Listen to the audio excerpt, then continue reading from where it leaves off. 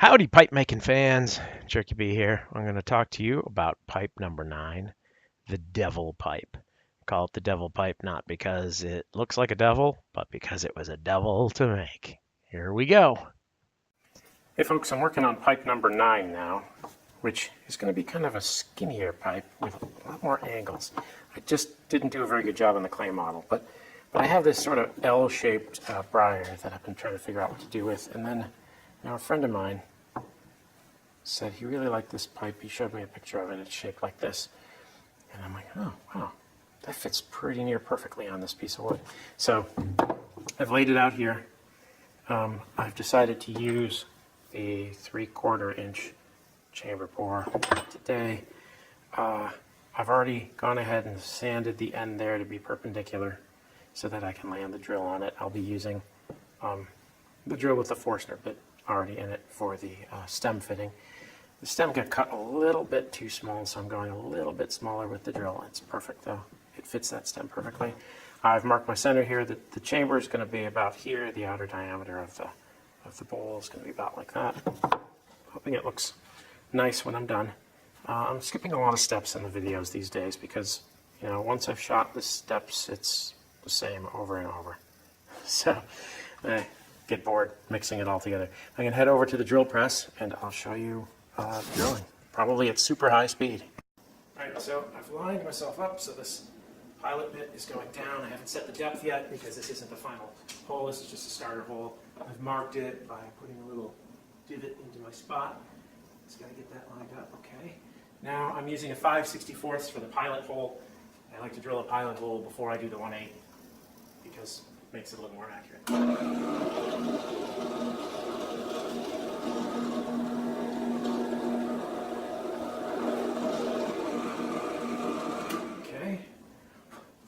Swap out that bit there.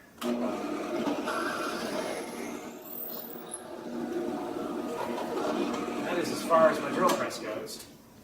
So now I'm going to have to drill the rest of the way by hand.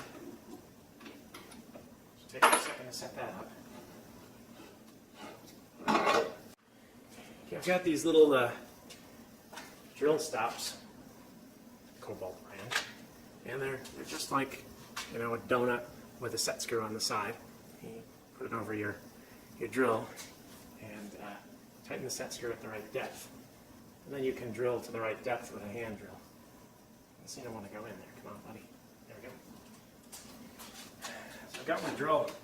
I set it up so that this plate right here is right where I want to go. So I'll simply set my depth stop so that it hits the top of the wood. Right when I get to that.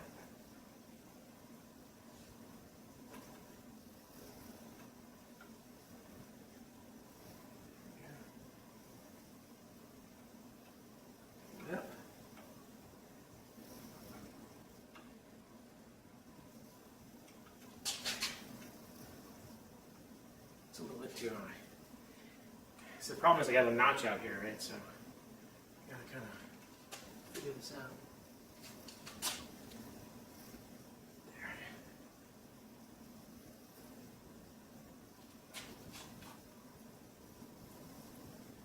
I have never drilled a stone with my hand before. Never run into this exact problem. But you know, as you do more and more different shapes, you're going to run into problems. Haven't done. Alrighty.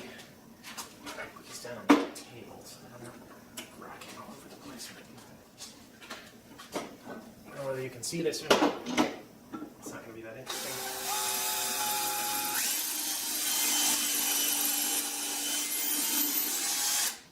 There we go. Okay, so we've got the 1/8 inch air hole drilled now. We want to go down into that same hole about a 1/2 inch. It's however far this stem. This is the stem that we did. We did this again in a machine lathe. If you can see that. I got to get myself a monitor one of these days. So what I've done is I've set this little Forstner bit that you can put a bore through the center of that I got from a pipe supply place. I set the depth of that to match the depth here. I'll probably have to taper the shoulder at this end to get it to go just perfectly into the cone at the end. Or, you know, I can sand it off a little bit. But we want to get that right down in here. This is nice because it makes it so that even if you go a little farther, like I've marred up the surface a little bit with that drill stop that I used on the last drill. It left a little circle around the hole, so I don't want to leave that on the final pipe. So this will just cut that right off. It'll be nice. Okay, pretty easy. I've lined it up. Set the table. Let's go.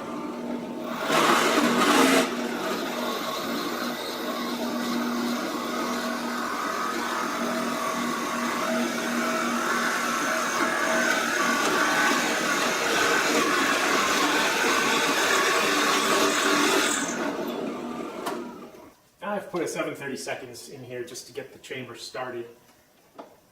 I've moved my block of wood so that I'm going nice and straight down. I'm just going to get this started a little bit. I'm drilling not quite perpendicular into the surface. This is all going to be carved later on, so the fact that it's not actually perpendicular doesn't matter.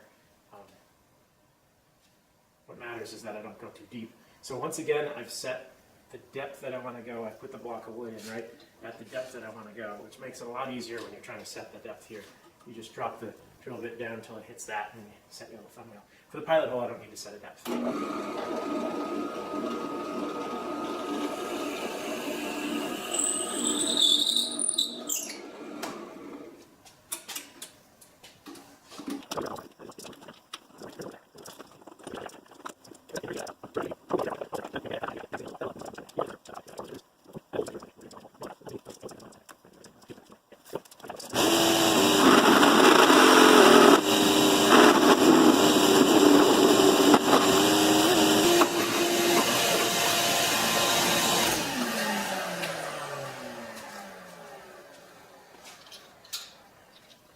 Perfect. You see it in there? Hopefully. Got a light. I hit it right in there. So I didn't have to fuss around a whole bunch. That's really good. So here we are with the drilled pipe. Now, one thing I'll point out, the top of this chamber is a little bit wider than at the bottom. I did this on purpose. I don't know whether it was a good idea, but I didn't clamp down the clamp when I brought the spade bit down on there, and the spade bit will chatter around quite a bit if you don't clamp down the vise that this is sitting in. But this is supposed to be kind of a sculpted pipe, and I kind of wanted to taper the chamber down a little bit, so it cut a little wider here because it was wandering around a little bit. And if you watch the video, in fact, I was actually moving it a little bit like this as I was doing it. I don't know whether that was a good idea. Now I've come in with a file, and I filed it to sort of make it into more of a cone. I'll do more filing as I get the final profile up here. I'll try to make it blend in. But this pipe, it's a little bit rough, and if you look at the original clay model that I made, it kind of funnels down. It's wider at the top than at the bottom. I don't know how well that smokes, so I'm not going to make it as much wider at the top than at the bottom as this clay model is. We're going to do it a little bit. It should be fine to be able to do it a little bit, and it'll give it kind of an interesting look. I don't know whether this pipe will ever get smoked. I'm giving this pipe to a friend of mine who doesn't actually smoke pipes. But it's all fit. It's all ready for carving now. I think I probably won't even go to the belt sander with this. I'm just going to carve the whole thing by hand. I'm going to have to put a few reference lines on the bottom here for how wide I want to carve this part out.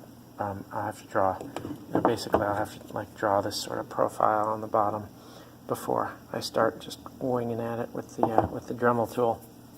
But we're ready for the Dremel. All right, I'm not filming myself carving this because nobody watches that part. Everybody fast forwards through that. I've learned that from my analytics. So this is after a couple of hours of carving with some Dremel bits. I'm using burr tools mostly at this point, and it's starting to take shape.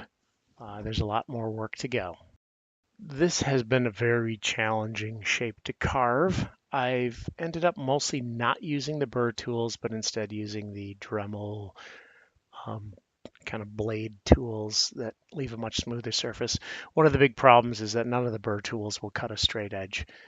And there's a number of flat surfaces on this, which is very challenging.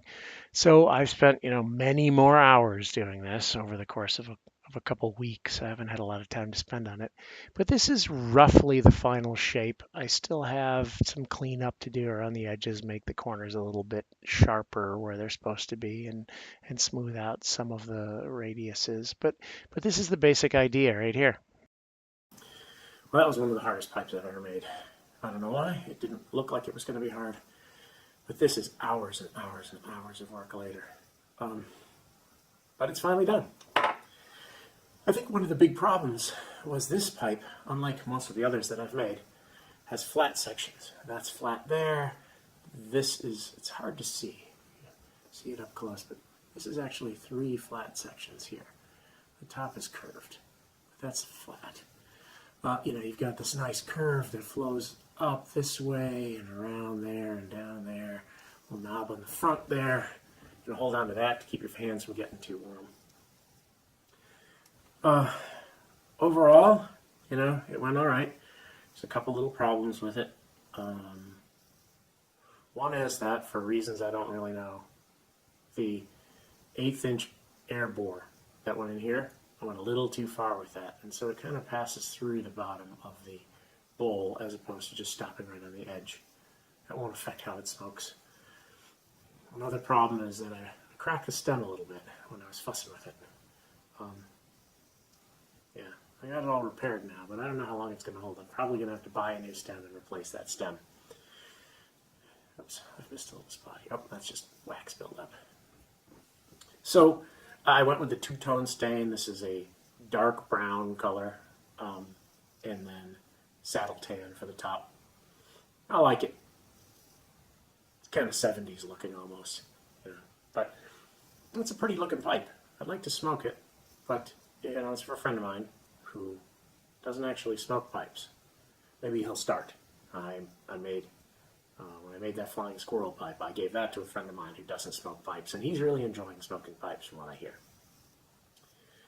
We started him off.